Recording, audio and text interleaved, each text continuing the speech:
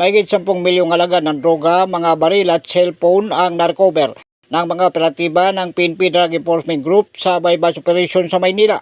Sa ulat, kinilalang mga naaresto na sina Lupi Alvarez Hernandez alias Chojo at Nasir Gonda Umana alias Nasir Dato Habir, kapwa nakatira sa 980 Arligui Street, Barangay 387, Quiapo, Maynila. Dakong alas 3:15 ng hapon kahapon, nagsagawa ng bypass operation ang magkakasanib na pwersa ng PDG Special Operation Unit, PDEA Manila Police District Station 3 sa Arligui Street, Barangay 387 na nagresulta sa pagkakahuli ng 2 suspect. Unang narecover ang 1 kilong shabu na nagkakalaga ng 6,800,000, 12 transparent plastic sa sayin ng droga na nasa 500 gramo at nagkakalaga ng 3,400,000.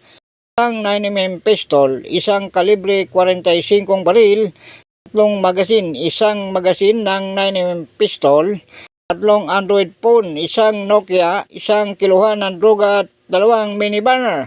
Sa kabuuan, umabot ang halaga ng drogang na-recover sa 10,200,000 at mga shabu paraphernalia. Hawak na ng Philippine Drug Enforcement Group Special Operation Unit NCR ang 2 suspect sa Camp Bagong Diwa at sasampa ng kasong paglabag sa RA 9165 o Comprehensive Dangerous Drug Act of 2002 at RA 10591 o Illegal Possession of Firearms and Ammunition. Ako si Edwin Moreno.